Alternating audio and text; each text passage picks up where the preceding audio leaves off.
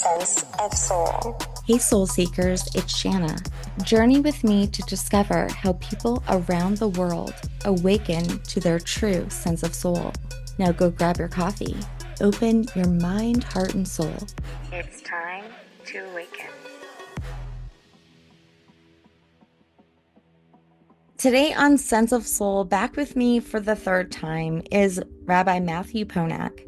He is a teacher of Jewish mysticism, a spiritual counselor. He's ordained with honors as a rabbi, and he holds a master's degree in Contemplative Religions. He's certified as a focusing professional to guide others to deeper self-knowledge and healing. He's the author of Embodied Kabbalah, and he's joining us today to share his new book, The Path of the Sephirot. It's my absolute honor to have him on again. So please welcome Matthew Ponak. Hey, how's it going? Good. How are you doing, Shanna? I'm good. Good to see you. Yeah, you too. It's been a while. I know. It's been a while. Yeah, I can't wait to hear what you're up to. Yeah, all kinds of things. It's been a couple of years, I think. So many things have happened, globally, personally, professionally. I'm excited to drash with you again. For sure. Great. I'm glad you've still got that word in use. I do. And actually, I've done a little study on the Hebrew alphabet. We talked a little bit We've about talked that. about this a couple times before. My name kind of led to that. But, I was curious about the others. The other letters. The other 21. And I just was led to it. So I would take the letter and I wanted to know everything about it. Mm-hmm. And because there's so much to learn about each letter. It's like really crazy. It's like this one letter means so many things. It's a number. It's a metaphor. It's an actual thing. It's so many different. It's an acronym. It's represents a word or a whole universe. Yeah, it's very complex. It's not, and actually the symbol itself even so much. And I didn't even get to the Vav yet because there was so much. You are not alone.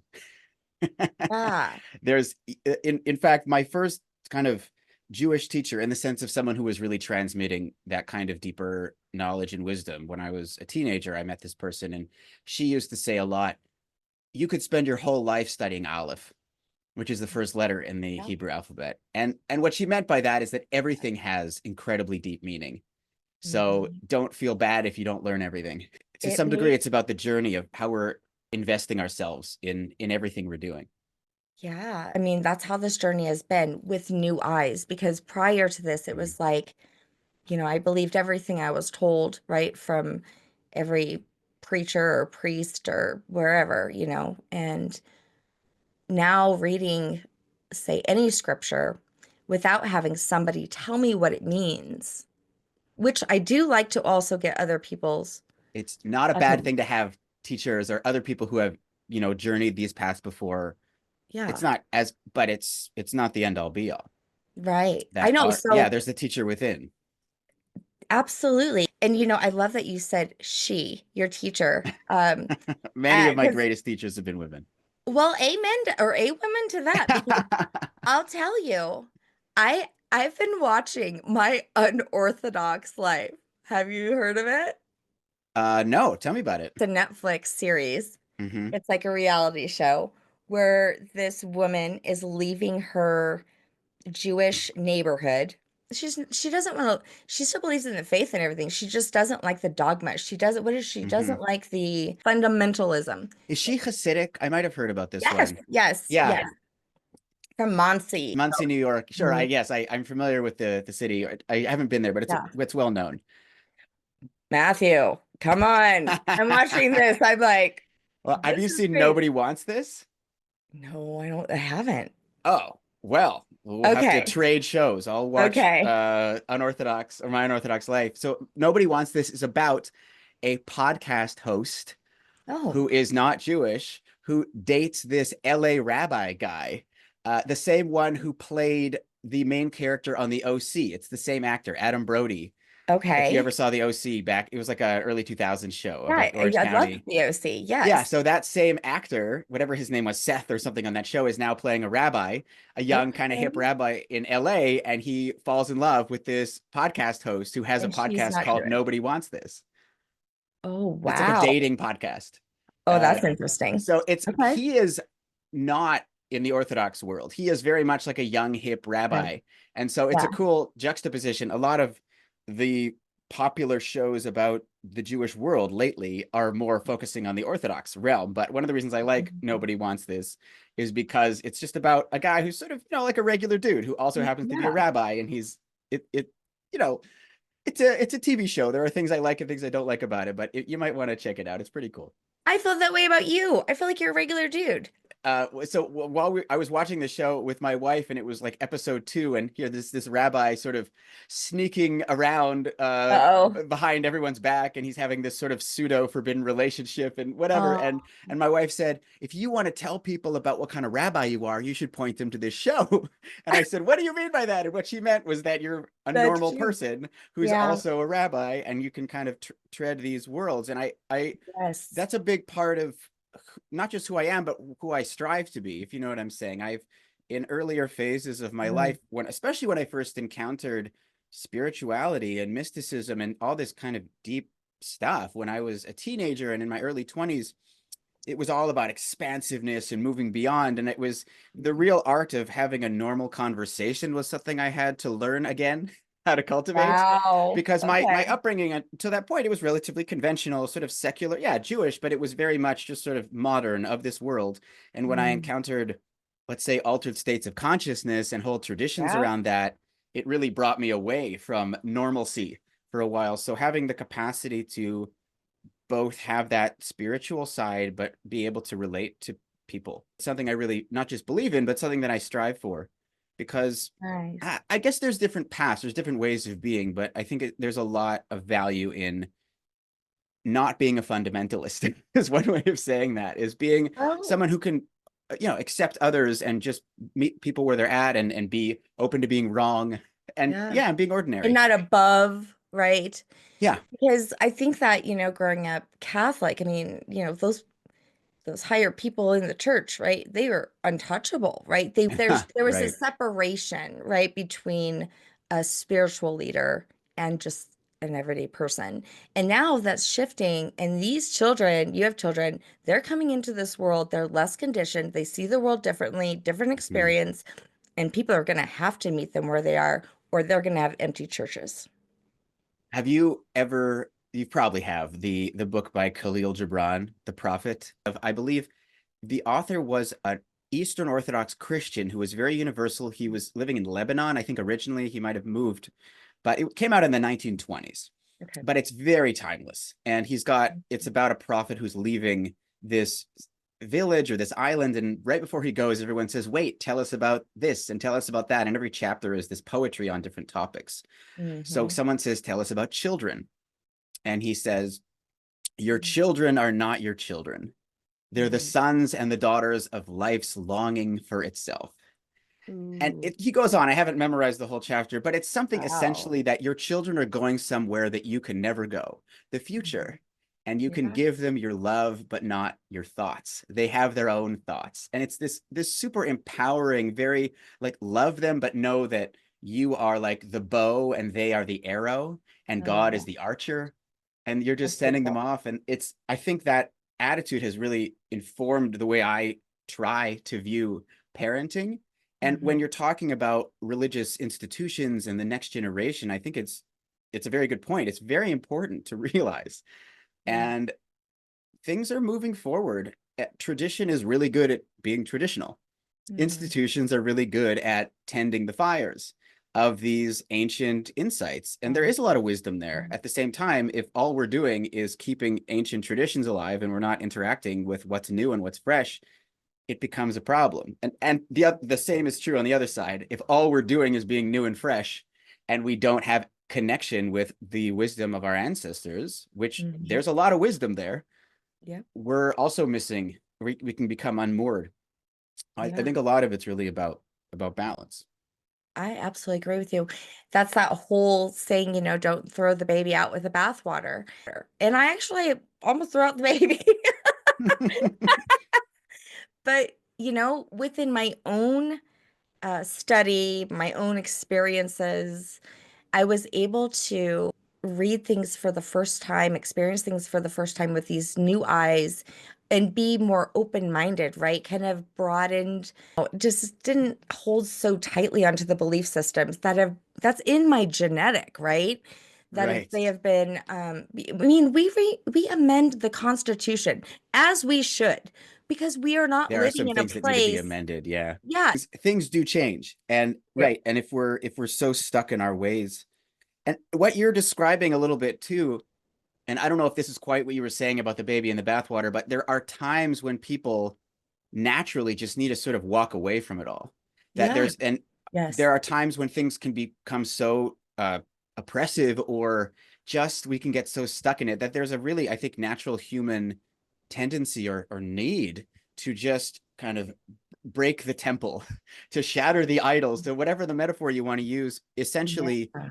And in those pieces, we can pick them up. But if we're thinking about picking them up while we're smashing them, that's actually not what we're needing in those particular moments. Sometimes we just need to Yeah. walk away from it all, because it's really become very burdensome. Now, Yeah. I'm thankful not to be in a place like that in my life, right? I've walked Yeah. away from things like that when I was younger, and Mhm. I needed to do that. It's more dramatic. It could be more fraught or difficult or even kind of dangerous in ways. But there's different kinds of transitions that are needed at different moments in our lives.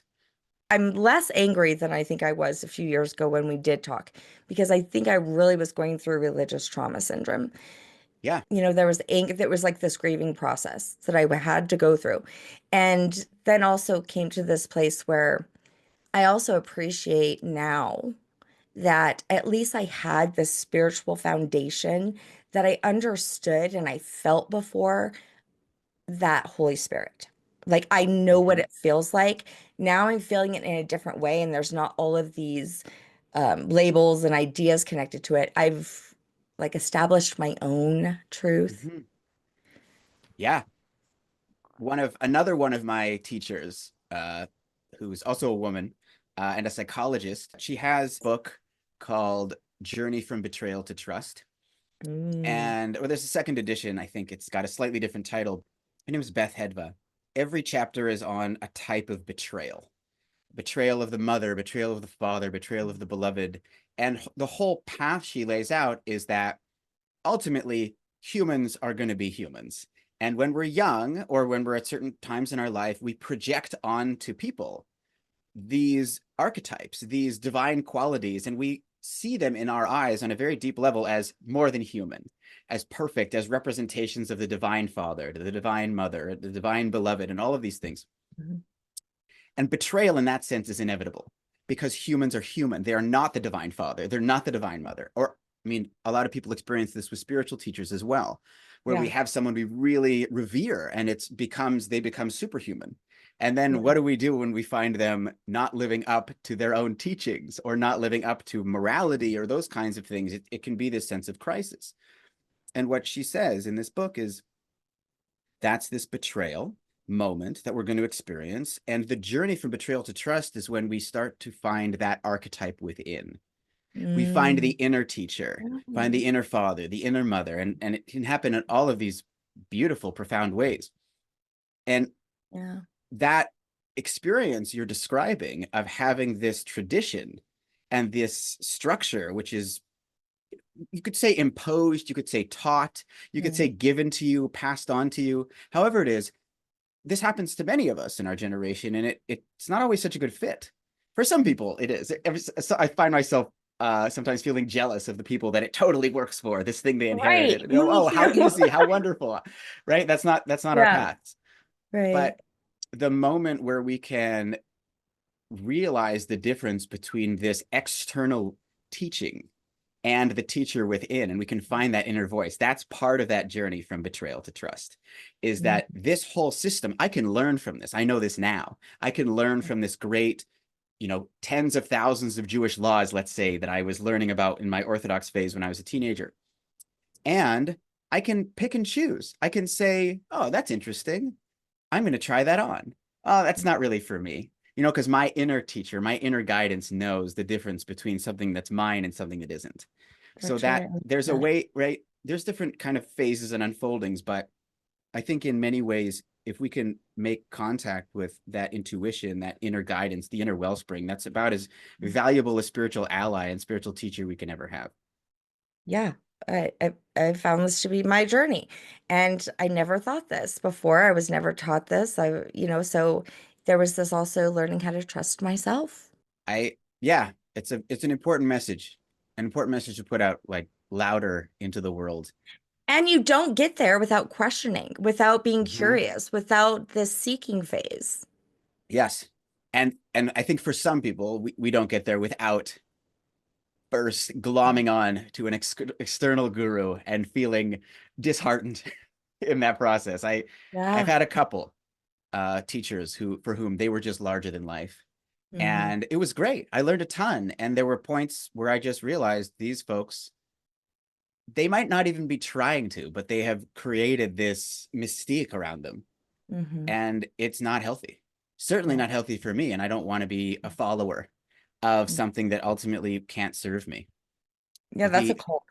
Yeah, well, I mean, I think there's a spectrum there. Definitely. Thankfully, they weren't getting me Okay. to donate all my money, isolate myself from my friends and family, and become a slave. That is the extreme version. This was more Yeah. really charismatic people who legitimately wanted to help and weren't necessarily always so good at empowering others.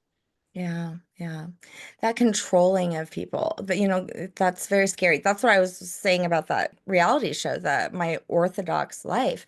I mean, I was like, holy cow, like, there's so many rules, especially for women. Okay, so Mhm. that's where I was really connecting.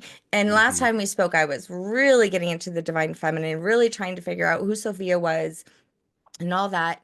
And over the past year, I've been connecting more with the divine masculine. Mhm. So I realized the importance. I was like, oh, wait a second.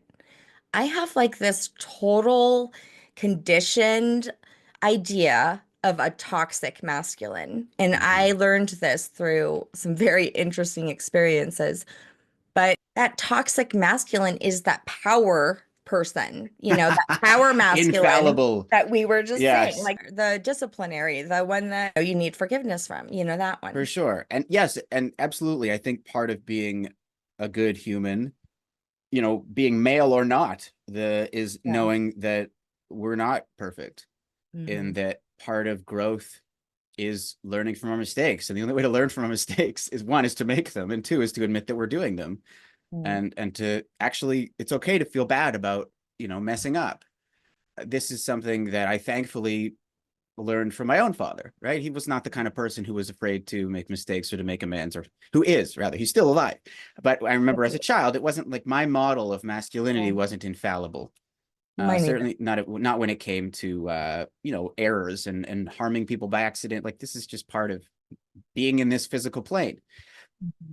One of the great teachings, again, I'll cite this book from my teacher Beth Hedva, this a book, Journey from Betrayal to Trust. She talks about in the Wounding of the Father chapter the way Mm, she distinguishes between mother archetype and father archetype. The mother, divine mother, is more about like, I love you just the way you are. Like, you're good how you are no matter what. It's really sense of self. Like, you are loved regardless.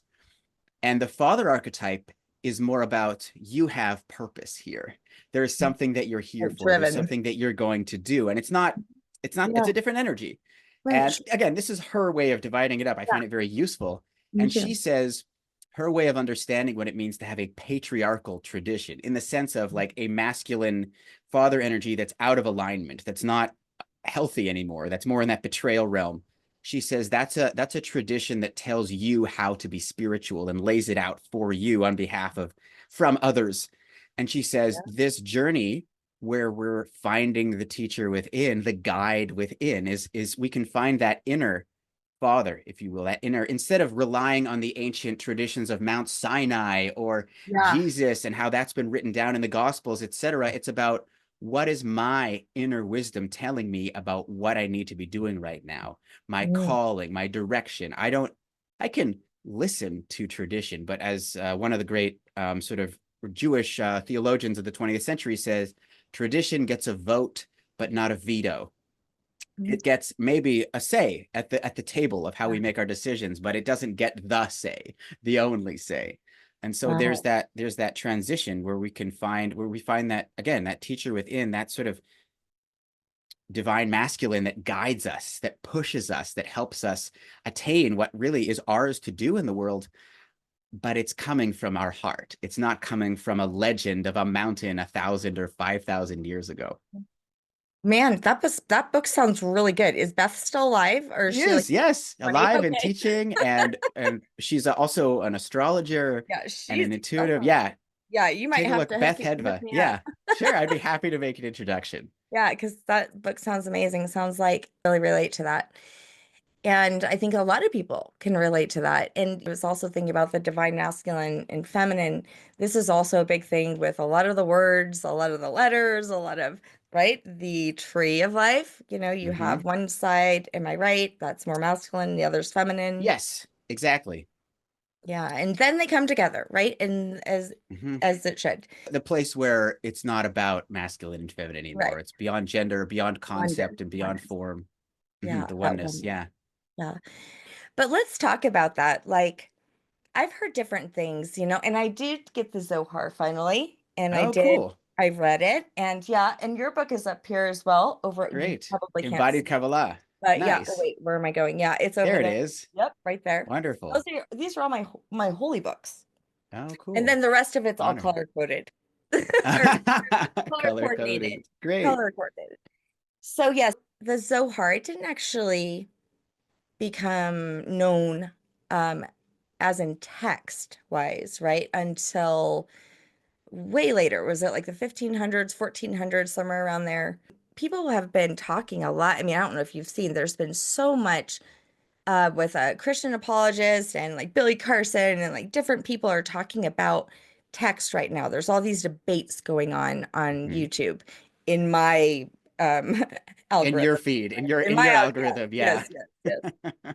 And a lot of the talk is about like, oh, well, this wasn't even around until the third century or the second century or this and that. And like, yeah, wasn't the whole New Testament like that? Like, how are we going to throw away these other ones? But Paul didn't even know anybody. So it was all word of mouth, right? It was stories that were told, legends and ideas told, I mean, they didn't write everything down. So let's look at the Zohar. That's Okay, because yeah. that Yep. is the magnum opus, the main kind of huge offering of medieval Kabbalah. And I don't know what version or edition Yeah, of the me. Zohar you have, but Let me if you, have this one. yeah, so that is a, oh, Gershom Scholem is a major scholar of Jewish mysticism. And what that is selections from the Zohar. It says basic reading. Yeah, no, it's selections from the Zohar. No, Gershom Scholem is a very important academic in Okay. studying and understanding the history of the Zohar. So that's cool. You have Okay. something by Yeah, I him. But needed like I was trying to find, you may even told me, I don't know. I was looking for like the easiest version of the Zohar. Maybe I yeah, researched and it. Yeah. Gershom Scholem, so he's got selections there. Now, if you can see on my screen, I don't know if this is probably not going to be a video, Yeah. but for listeners at home, I'm showing, you see here these yellow books on the bottom shelf here. Okay. There are Yes. 13 volumes. Wow. That is a translation of the whole Zohar with certain segments Um, moved out of it still. So there's 13 big, thick texts, and that is one version of the full so tiny. Zohar. So just so you're aware, it's this massive thing, but I haven't read the whole Zohar yet. Can you imagine? I'm a rabbi who teaches Kabbalah, and even I haven't, right? Yeah, Because because I mean, I it's can't get past alphabet. So yes, I can exactly. imagine. I haven't even finished studying the first letter yet, right? This is okay, right? We don't have to all be, Right. haven't memorized everything yet. So Yeah. the Zohar, when it comes out, it is put out there from this man named Moshe de Leon, and that's Moshe Okay. of Leon in northern Spain. Oh, in Spain. And Okay. so Okay. Moses is how you say his name in English. Moses de Leon. Like Moshe is the right. It's a Jewish Yeah. name, right? Okay. Moshe and Moses were named after the great prophet. So Moses de Leon lives in northern Spain, and he releases these books. And he says, these are manuscripts that I found in a cave somewhere. Oh. So Hmm. this is the Zohar. This is what becomes the Zohar. Now, already from the beginning, people have skepticism, even in the 13th century. There's another Kabbalist at the time named Isaac of Akko, and he Okay. lives in Akko, which is today in modern day Israel, and it's the northwest portion. It's a coastal city, Comes by different names depending on who you're asking. Acre, Akko, there's a way of saying it in Arabic I can't pronounce. But Isaac of Akko journeys to northern Spain and he knocks on Moses de Leon's door. Oh my God, Moses de Leon had recently died, like very recently. His wife answers, and according to Isaac of Akko's account, he says to her, "So who wrote this book anyways?" And she says, "Oh, my late husband wrote it. He just said it was from someone else, but he wrote it." So already at the very beginnings, now Isaac of Akko, a Kabbalist, he was a different kind of Kabbalist than a Zoharic Kabbalist. He wasn't doing the same work with the Sephirot in the same way as Moses de Leon was. So the Zohar is written as though it is a conversation between 2nd century sages who were living in Palestine, i.e. the land of Israel. The Romans were calling it Palestine. We don't need to get into all that, but just to say Shimon Bar Yochai is the main teacher in the Zohar and his students. And these are real people who lived. But until the Zohar, they never said anything about Kabbalah. They never said anything certainly written down. And so there's this phenomenon, which Gershom Scholem talks about. This author you've been reading, Gershom Scholem talks about in some of his historical writings. And he didn't invent the term, but it's a great term to know. It's called pseudepigraphy. And pseudepigraphy is when people write something and they attribute it to a past or a false author. Now, there's a joke. What's the difference between an academic and a rabbi? First of all, I have to say this phenomenon doesn't just exist in Judaism, but I know it best from these. It's in all traditions. You can find this in different ways. You have Tibetan Buddhist monks who will say, "I found a scroll. This scroll tells us the answer to a problem we've been having on this issue today. It's a new scroll in the world," but they say they found it. It's a discovered text. So that's the whole stuff I've been watching on YouTube. It's about the emerald tablets. That's being claimed. There's 2 of them. Yes. So we pseudepigraphy, the joke is, what's the difference between a professor, an academic, and a rabbi? An academic takes an old idea and makes it sound new. And a rabbi takes a new idea and makes it sound old. And this is true of many clergy, many great minds in history, is they have this new thing, but actually turns out in a lot of past societies, you can't just say, "This is my idea." Because people will maybe, if it's a radical idea, accuse you of heresy or some version of that, excommunication, or maybe they won't take it seriously, or maybe it's actually dangerous to have new ideas because you're living under political oppression. Or perhaps you have a dream in which you are a past hero in your tradition, or you have some mystical experience, or even something bordering on a psychotic episode, and you imagine you're someone else, and you come back and you really think it's from that time or that person, or you channel it and the angels tell you it's from this past, whatever the case, whether it's intentional or unintentional. Pseudepigraphy is that moment when you write something and you say it's from someone else. And there's a real power in that, because so the Zohar is in so many ways a radical text. It's a departure from everything of its time. It's essentially taking the Sephirot, the tree of life, and it's blending it with Torah study and with other rabbinic teachings from prior eras and all of that. But when we really look at it, we look at the Zohar, this beautiful, profound, philosophical, expansive, mystical text, you start to see, if you're looking at it from that critical eye, oh, wait a minute. This is a book written in Aramaic, claiming it's from the 2nd century by these 2nd century rabbis. Why are there Spanish words in the Zohar? You can find actual Spanish transliterated into Aramaic in the Zohar. Well, isn't that odd? If it was this ancient text that this man found in a cave, why is there Spanish in it? Right? Like the word for guardian in Hebrew or Aramaic would be something like shomer or shamra, something like that. But if it's in the Zohar, sometimes the word is written guardian, which is how you say guardian in Spanish. And that's one of many examples. But we also also in the Torah and the Bible, right? Where there's Greek and Hebrew kind of doing that too. I wanted to focus in on the Zohar. But yes, you can find this in many texts, in many eras, in different ways. We also have the 2nd century rabbis in the Zohar quoting teachings that didn't exist at their time. They came later.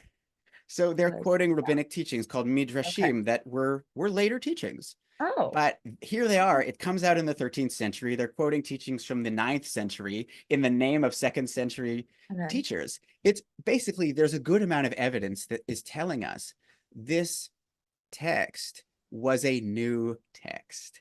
It Okay. was couched in this ancient way for a variety of reasons. Yeah. And I, as much as when I first learned this stuff, first of all, I found it very compelling. I believe this historical research on the Zohar. And there was a part of me that felt kind of deflated. Oh, Yeah. it's not from these ancient rabbis. And more than that, it's Oh, not from Moses on Mount oh. Sinai or something. And you know what I mean? There's like Wow. traditions of that in Kabbalah that this comes from the very source. And what I've Right. come to over time, and this happens with all kinds of teachings, not just Kabbalah, all sorts of things. The stories about them turn out not to be true or a little different. For Yeah. me, it's really about what is the quality of these teachings. Are these teachings deep and helpful? Are they illuminating? Or was the reason I was imbibing in them because they had a great story? And if the Wow. story was the whole thing, then, well, maybe I need to be a bit more careful about which roads I'm going down and who I'm trusting and all of that. So that's like a brief history of the This is origins of the wonderful. Zohar. And it's probably Moshe de Leon had a whole circle of fellow Kabbalists and they were meditating, or maybe it was a few Yeah. generations. There's obviously stuff that comes before him, but the actual printing, like it didn't seem to be nearly as old as they're saying. But it doesn't mean that there weren't amazing mystics in the Middle Oh Ages my gosh. channeling these So incredible true. teachings. I mean, like, why do we think there was only wise people like in early civilizations? Or like God only spoke to us then? Yeah, exactly. We each can be authors. We each can be mystics, channelers, dreamers, Yeah. intuitives. That's our birthright as humans. I It get doesn't it. have to just be this ancient thing we need to So recreate and true. recreate and we Yeah, can all but do I it. get it. They were trying to find credibility by saying it Mhm. was older or making it more sacred or, Or yeah, maybe protecting someone themselves, did. Or right? protecting Whatever the case is. heresy. I don't know why they did it. I have Right. compassion for people in past eras who didn't have freedom of religion. They weren't living in Right. democracies. They were oppressed, all those kinds of things. And in today's world, I Yeah. hope we can do better. I hope that when we are riffing off of another tradition, we can say that. I hope Right. that when we have some insight, even if the angels tell us this is ancient, we can say, but there's no record of it ever existing before right now. There's an intellectual honesty in our era that I really, really believe in. Ooh, gosh, that is so important that we're talking about this. I've never ever talked about this before. I see it all the time and I see people at war because of it. Right? Mhm. They're always fight right now. While I was telling you all the debates going on, it is about just that. And when it comes down to it, like my dear friend Morg, who I love to watch, it's Morg Official. I love to watch him. He studies the Gnostics. And he always says it's not about any of that. Who cares when it was made? It's about the story itself and what it's teaching. That's the Mhm. importance and how you're receiving it. All this other stuff is just distraction. Yeah, and sometimes it's distraction, and sometimes it's actually harmful too. I think that everyone should always be aware of anything. If someone's saying this is actually the right way and there is no other way, and all those other people are corrupt and they're wrong. That's scary, is what that is. Because Yeah. Oh, that's fundamentalism. It doesn't there you matter go. if it's coming from a neo-pagan place That's right. or from Doesn't wherever. matter. It's Yep. are we able to not know? Yeah. Can we, like, I've Well, heard this very good let question a long go. time ago, Yes. like, what's The more part. dangerous, absolute certainty or absolute doubt? And Ooh. I think it's a tough one. It's a good question. And we often think about absolute doubt as very, oh, you're not going to be able to make Yeah. decisions. But if you're No. so certain about something that everyone else must be wrong and you have to explain why they're wrong instead of admitting they might have something legitimate, Yep. that mentality, that is the essence of a lot of religious extremism. And It it is. can pop up in all kinds of contexts that aren't traditional religious Oh my contexts. gosh, Matthew, I've learned to not even hold on tightly to any theory or anything that I have anymore. Great. In Because you're 10 minutes. droshing, Shanna. You're droshing. That's perfect. That's good mind training you're describing there. Well, I'm a student for life. I know this. I never will say I have it all figured out. If I do, I must be dead. I wonder if our afterlife forms really know everything, or maybe they're just extra good at not knowing, extra good at being curious. I mean, look at something like the Gnostic Gospels, untouched by hierarchy, and I know a lot of people aren't familiar with them. They're hard to read because they're so raw. And I'm super glad that I've been able, that we're at a time where we could read these. I mean, even 20 years ago, I don't think they would have been Well, accessible. many of them have been recently discovered, haven't they? 1950, not Yeah. the public libraries, right? I mean, it's amazing. Like Pistis Sophia was not found in the 1950s. That one was found in the 1700s. And they also find different fragments from Yeah. different books. Like they found Mary Magdalene's book in several different places, which shows that it was circulating. That gives it some credibility. Not to say that she actually wrote it, but that this was something that they were reading and that they were learning from. Yeah. And there's a difference also between who wrote it and when was it written and who was reading it and why. Like, it's just because something isn't written by a person that it's like pseudepigraphically attributed to, right? And sometimes it's okay just to not know. I ask myself, did Moses exist? I don't know. Maybe he did. That'd be great. But maybe he was a figure that was a combination of all these other figures that someone attributed these Torah teachings to. Okay, does it matter?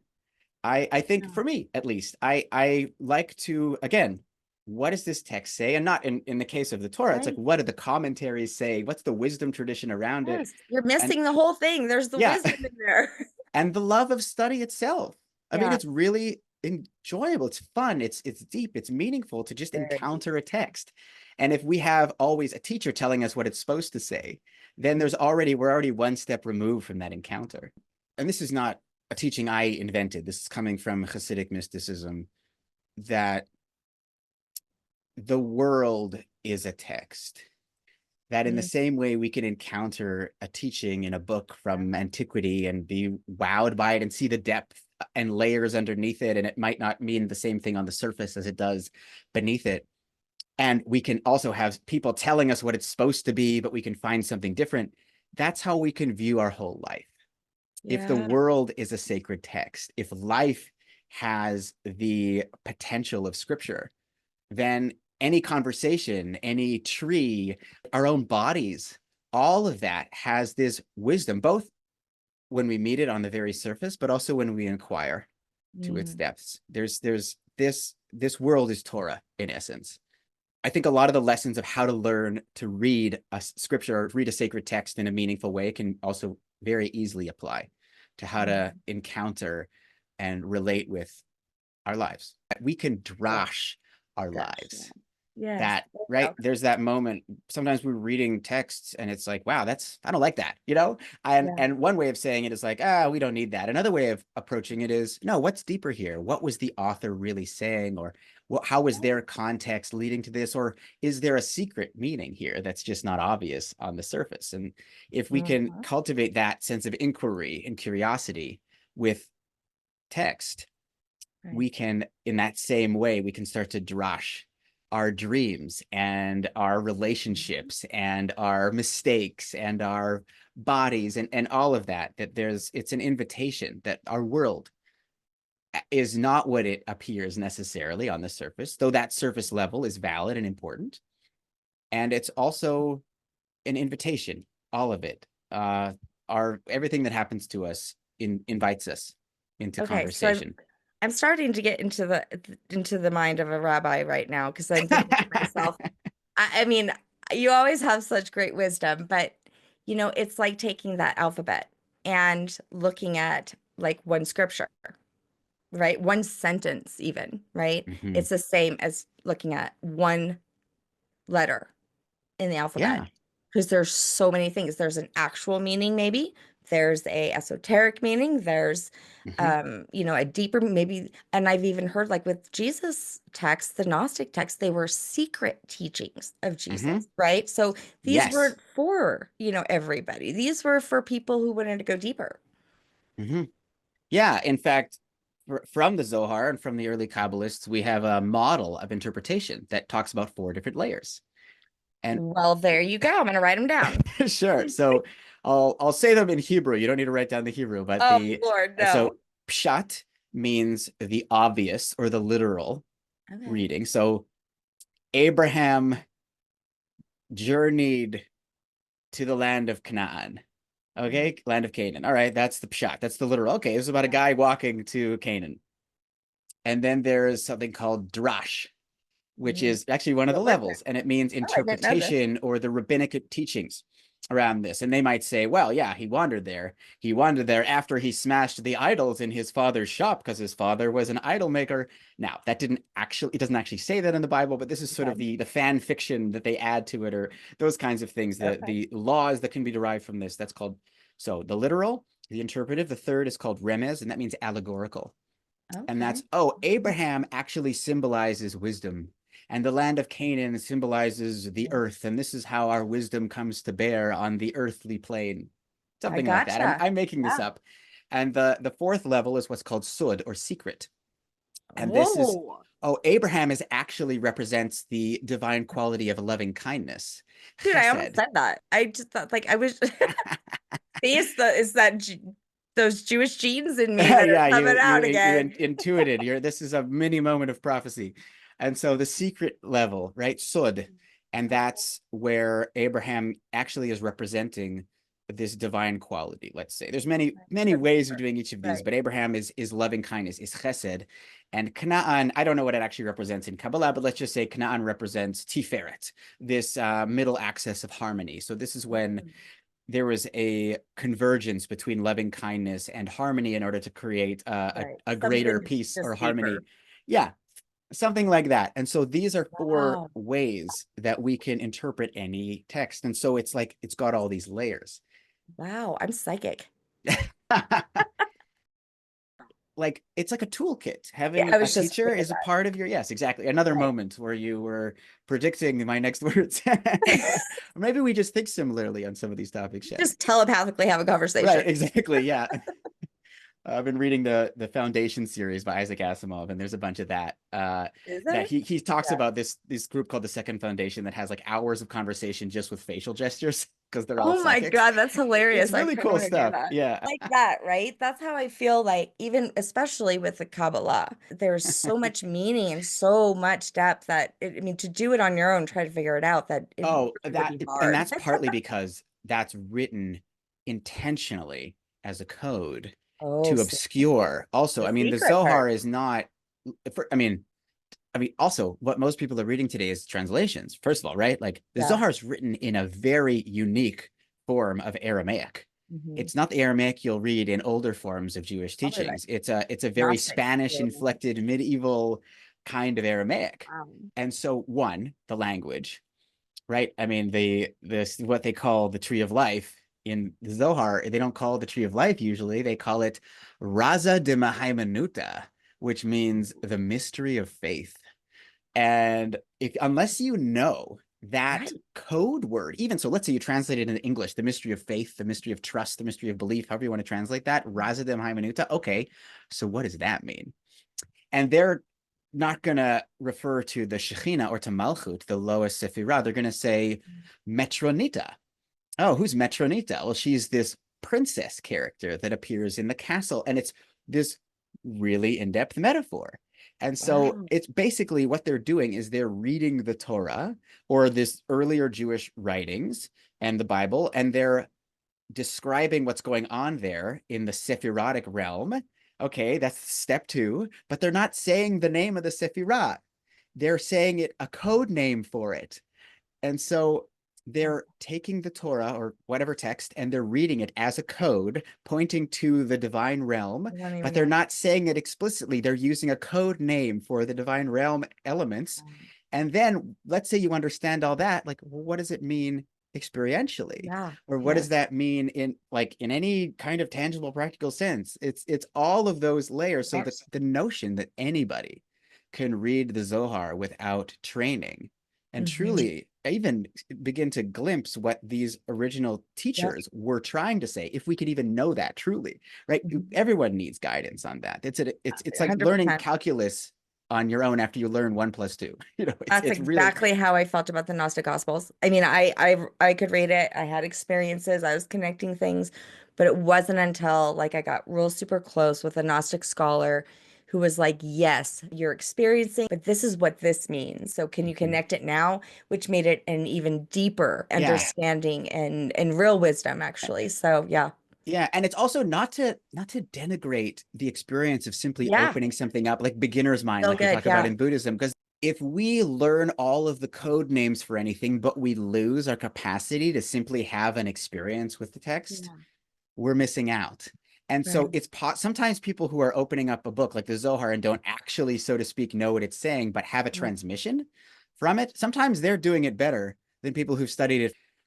Now that I think about it, the true meaning of it, everything is just simply having that connection and that intimacy yeah, with the text. But there's also something really great about all the okay. scholarship involved too. Like both of those, they're Yeah, just, I think if I had to choose, right, it's like, there's some quote from Einstein. I think it's his quote. Maybe it's pseudepigraphically attributed to him. I don't know. But it's something like our brains, our minds we have the servant and the master, and the servant is sort of the logical, rational part, and the master is the intuition. And in our generation, we've confused the slave to the master, the student to the master, and that we're making the rational part dominant and making the intuition the slave. That's the piece we need to hang on to, of yeah. the capacity just to simply let ourselves witness and be in relationship with what we Mhm. encounter. And all of the scholarly layers, that's just bonus, but it's not as essential as the intimacy we can have with the text. I agree with you. Gosh, I so agree with you. Do you know how many times I've thought to myself, well, I'm almost 50. Is it too late for me to go to school? Just to learn on an academic level, some of the stuff that, I've become so close to.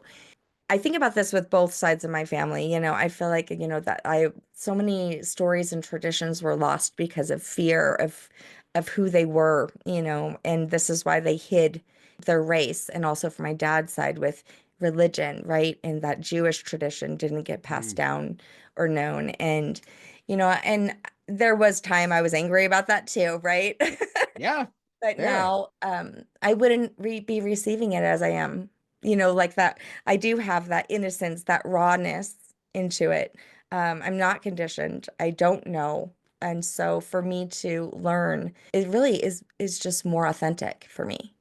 Oh, I think that's great. And I really admire your, I want to say steadfastness, but it's more than that. It's like the integrity with which you're approaching this. Like you really want to know and you're digging deep. And it's not like you're not sticking to the surface, No, right? Not by any means. Like you're not and you're in. you're open to being challenged. And I just even feel like since our last conversation, like your capacity for rolling with the punches, so to speak, of Yeah, academic discourse and stuff. I don't know. I don't want to seriously. put labels on you that you're not Yeah. seeing there necessarily, but there's a way in which it's like your approach to study is something that most religious studies students can't learn in a classroom, right? It's like that right there. And if you ever wanted to, you of course could do it. It's just a question of like, is it aligning? Is it what you really want? I know you'd benefit from it, but you know what I mean?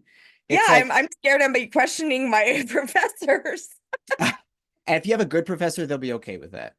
You know Yeah, what I mean? Like yeah, that's a sign of a good teacher is someone who can take feedback and challenge and not take it yeah. to heart, but like be a part of that discourse, because good students teach teachers as well. There's not a box for everybody anymore. No. Well, when you were growing up, did anyone say that podcast host No, was no, a profession? no, or any of the things that I'm doing. It was Yeah. not And in and my I line. was told again and again and again when I was even as an adult, when I was applying to rabbinical school, it was like, Yeah. well, how are you, if you have all these out of the box ideas, how are you going to serve a congregation? How are you going to even serve a university, Hillel? How are and all I could say was, I don't know, but I know I'm supposed to be doing this. And here I am. I'm freelance. I'm an author, a teacher, and that worked out. It's But beautiful. we have to, I think actually, if we could teach our kids anything, sometimes I think it's entrepreneurial skills. Because if you can That's learn how to sell mm, something that you really believe in, you can yeah. make it happen. That, and sometimes when our institutions are failing, and not just failing, I don't mean economically necessarily, but maybe that too, but failing in the sense of they're not leaving room for our souls, that we are too big or too us shaped to fit inside the boxes of our institutions.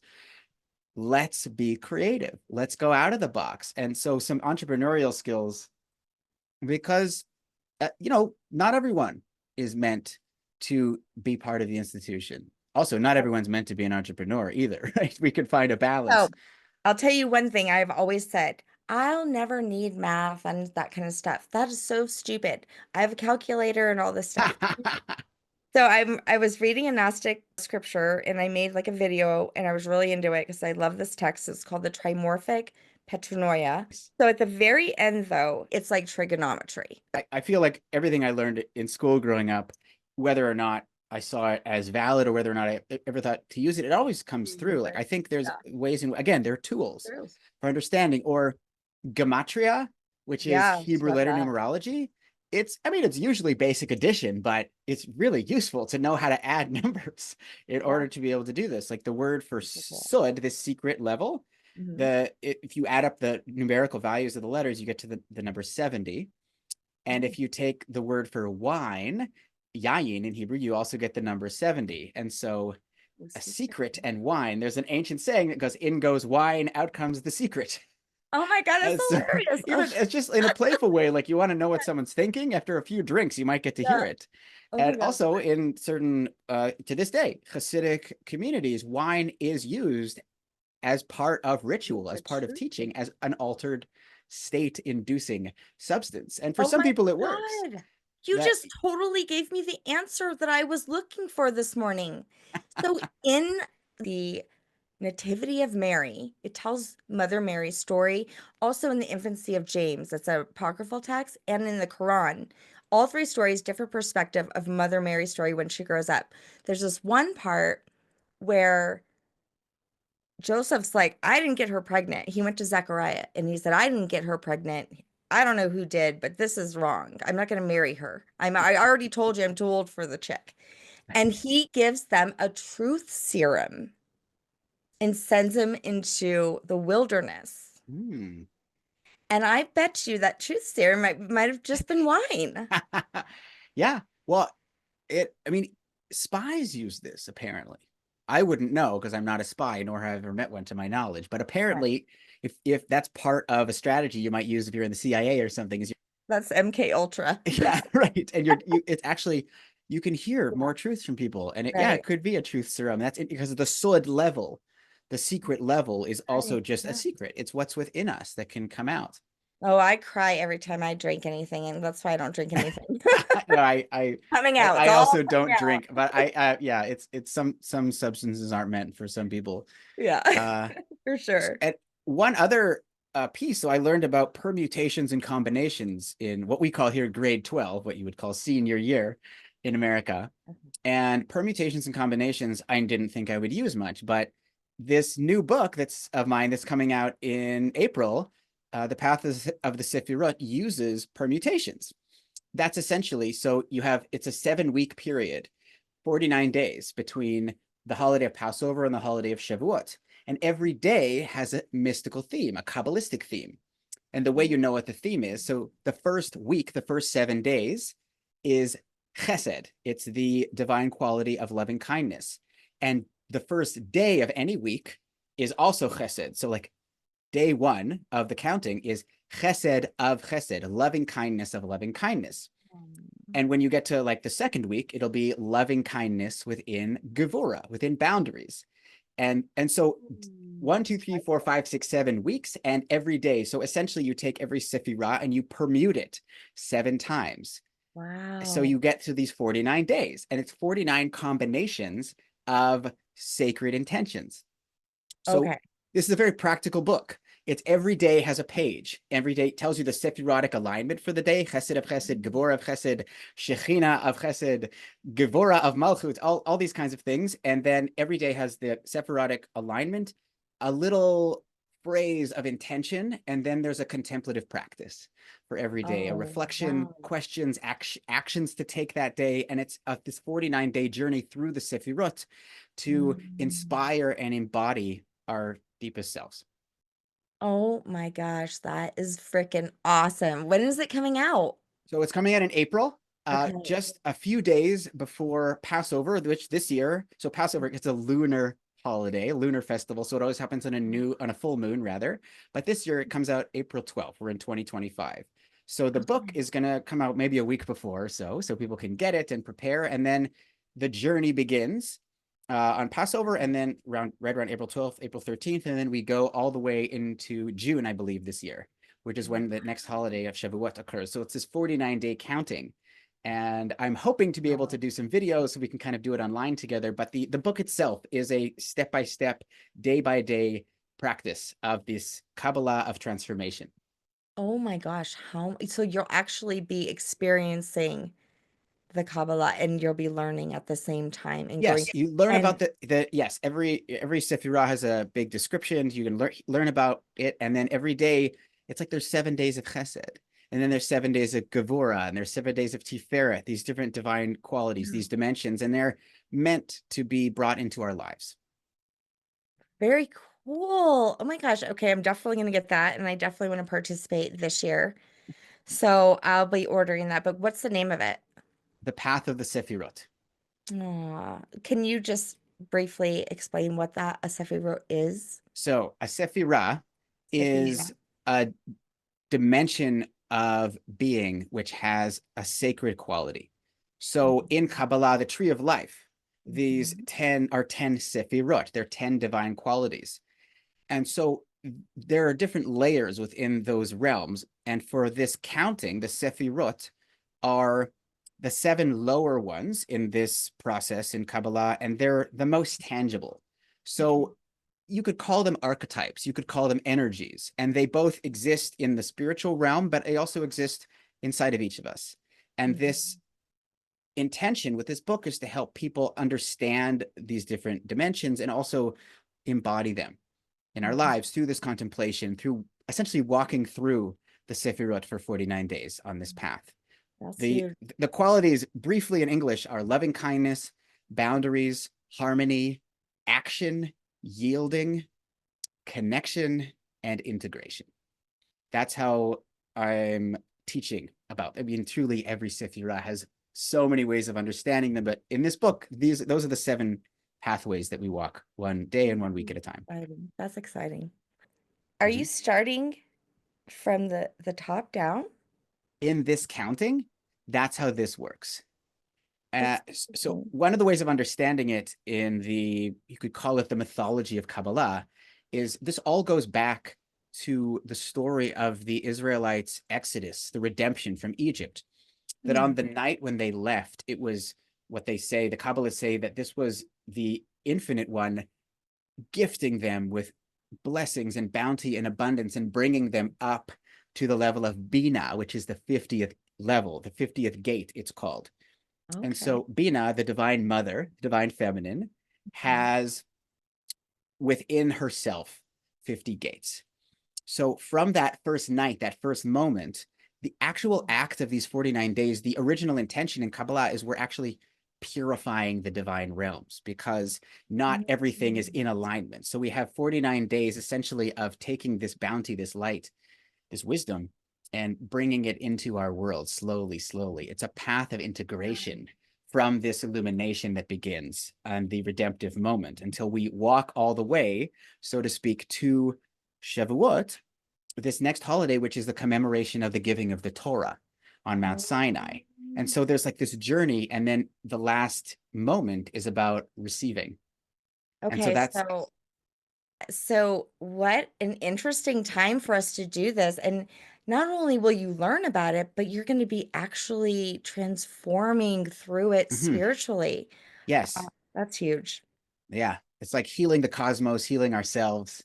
And it's Yeah. growth, it's learning, it's fun. There's intentions in there, things very every day. Like, is there someone in your life that you value that you're feeling Mhm. distanced from? Is there a way that you could reach out, Yeah. even in a small way, and say something nice to them or offer them a gift, anything, just as a way of building a little bit of a connection with someone that you value, that you're feeling disconnected from.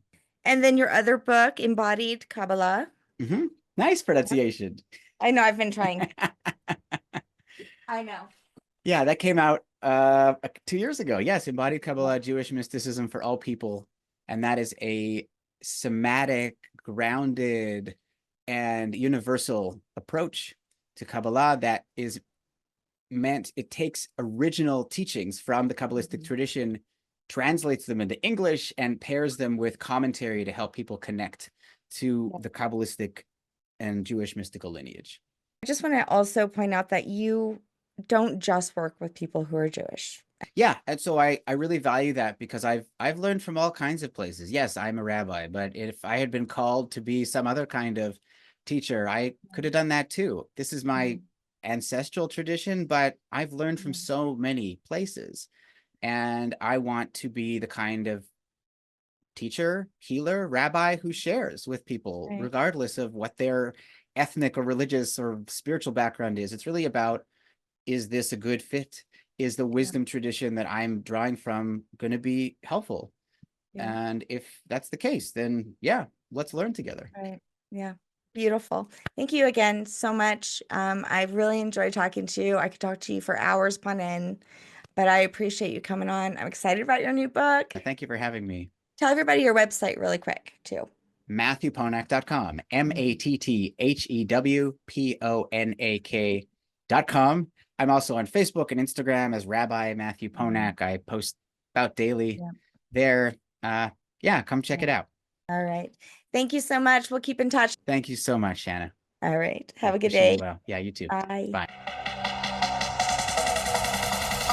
Sense of Soul.